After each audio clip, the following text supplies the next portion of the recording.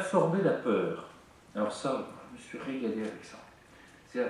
Tous mes dirigeants, j'ai été les voir et j'aurais dit, quand vous avez vu ce moment de crise, quand dans Saint-Gobain, il y a eu un groupe Wendel qui à l'époque était beaucoup plus agressif et spéculatif qu'il ne l'est aujourd'hui, hein, c'était une erreur de parcours avec un certain Jean-Bernard Lafonta, il s'était invité au capital de Saint-Gobain, il voulait faire une OPA, les uns les autres. Je leur posais tous la même question, la question de la peur. Comment est-ce que vous gérez la peur? 9 fois sur 10, c'était la peur. Je ne vois pas de quoi vous voulez parler. Peur, moi, jamais. Bon, ok.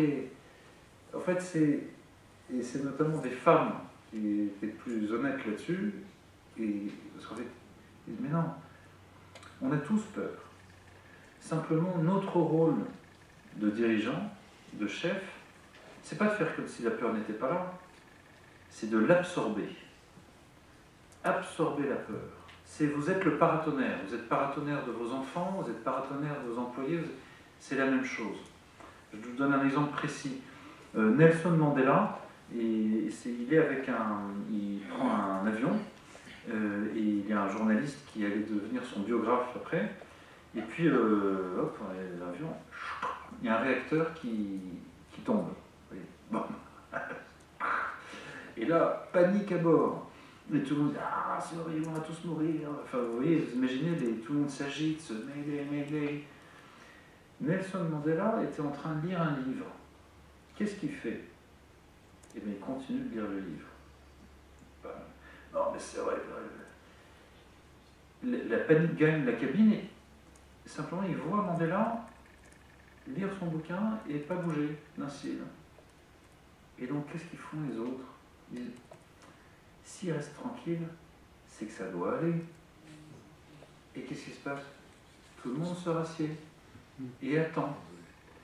Et puis l'avion finit par se poser tant bien que mal. Et le journaliste dit, mais attendez, c'était peinard, vous lisiez, vous n'aviez pas peur?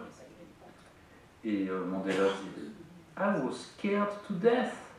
J'avais une trouille, mais comme c'était pas possible.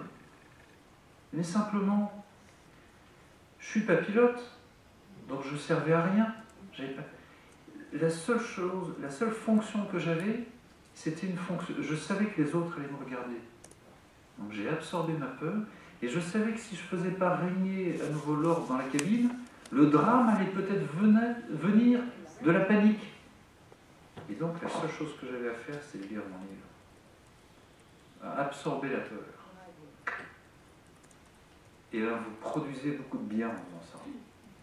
C'est pas facile, hein? C'est pas donné à tout le monde, mais ça marche.